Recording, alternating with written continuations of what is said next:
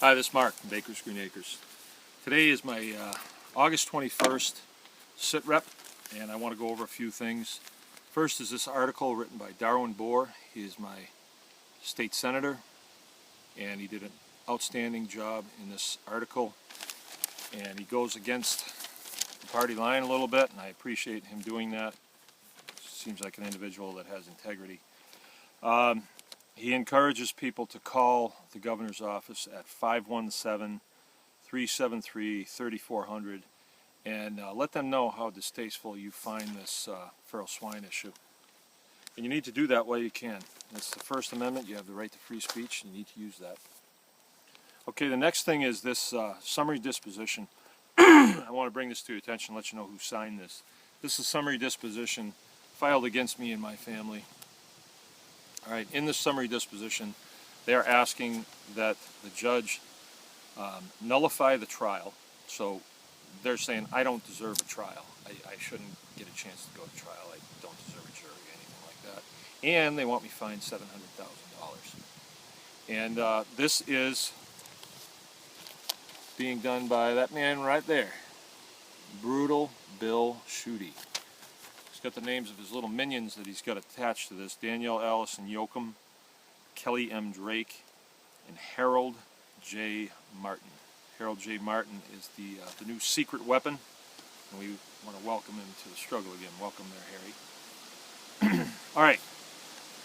I want you to know who did that. Who did that? That was Bill Schuette. He's your Attorney General.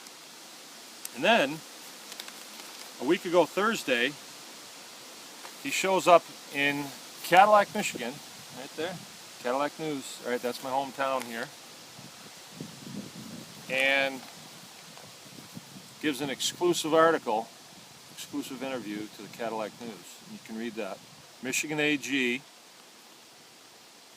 feral swine issue is, I can't really read it backwards, one for the legislature. Okay, so here's a guy that details 3 of his little minions to harass me and my family. They've done every kind of sanctioning that they can do. Level a $700,000 fine. You know, we've kind of lived under that gun now for 2.5 years, that type of thing. We have absolutely no support from our sheriff's department, so we're on our own. And then the little fella has the audacity to go to the people of my county and tell them that, hey, it's not my problem. It's the legislature's problem. Well, here's the straight poop. You may have been to the co-op or gas stations or places like that, and you'll see a sign that has a picture of a feral swine with a bullseye over it, and it says feral swine, it's open season on it. The legislature has dealt with this problem. Not that we have feral swine in Michigan, because we don't.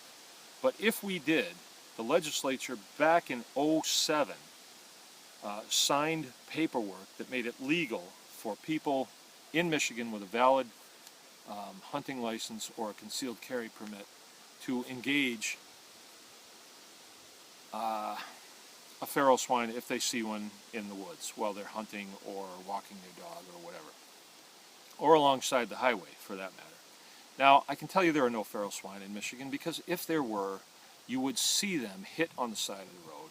You would see them eating off of dead carcasses of deer that are all over the highways and byways of Michigan. We have a lot of deer here. So they don't really exist. It's a problem that the DNR dreamt up, because the DNR wants to shut down hunting operations. And these are guys that own big tracts of land, and they have animals in there, and people pay to go in there and hunt the animals that they own. I have nothing to do with that. I've told you that many, many times. I have nothing to do with it. I've never been on one. I've never hunted on one. I have nothing to do. I don't sell animals to those guys.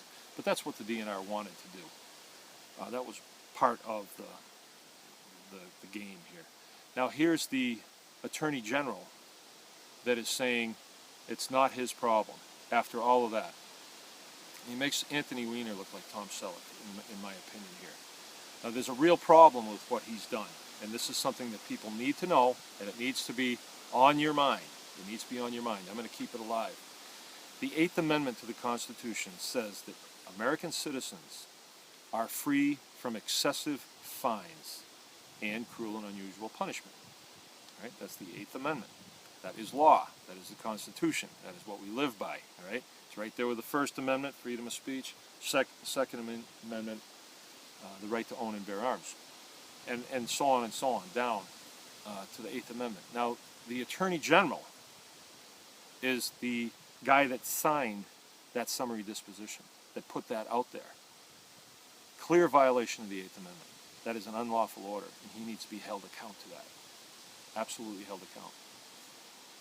We also have a problem with the county sheriff that is duly sworn to protect my constitutional rights, and he's done absolutely nothing. He's been disengaged on that, and he's going to have to be dealt with on that as well. Some people have said to me, well, you know, that's just one, you got to have more things than that, Mark, you know, you got to have more things. Well, wait a minute. If you get pulled over and you're doing 10 over, do they say to you, well, the next time you do this, you're going to get a ticket? Or, you know, hey, this is your third time, hey, here's a ticket. No, it's, you do it once, you get a ticket. Now, here are law enforcement officials. They're the ones that were elected to do this. They're supposed to be real smart about this. They're getting a paycheck to do this, and they violate the same Constitution. Is there a magic number, a bar that we set? You know, if they do it 10 times, then we'll do something about it. No. One time, that's enough, and it has to be dealt with. Both the Attorney General and the county sheriff have to be dealt with. I'm at ease with this in a lot of ways, and that's because the power of our country comes from the citizens. It comes from us, the people, and we award it to these people to do their duty. They have not. We need to take it away from them. So I'm okay with that. It's just now we have to do that, and that is a task that has to be performed.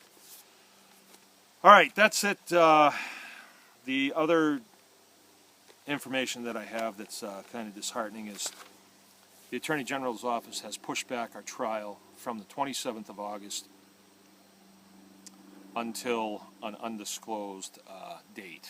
So we get to meet with the judge on the 31st of October to have a planning meeting and see when we can get on the court docket again. So it could be, who knows, November, December. And this is a travesty because we are in business to make a living, all right? When we make a living, we pay taxes. We pay taxes to these same stinking bureaucrat. Well, he's not a bureaucrat, but we pay taxes so that these bureaucrats can get a paycheck. And it is precisely these bureaucrats at the DNR that are making all this mess up, you know, the feral swine issue. There are no feral swine. They're just making it up because they obviously need something to do down there, I guess. So it's a travesty. I'm really disappointed.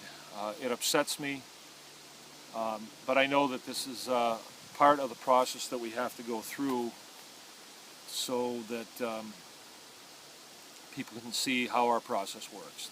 And as far as the Declaration, the Constitution goes, it's a solid document. It's a sacred document. If it wasn't in place, we would not even be talking to you now. These state bureaucracies would just level an edict like this and act on it, and that would be the end of it. But we have recourse. So this is Mark from Baker's Green Acres signing off. Take care.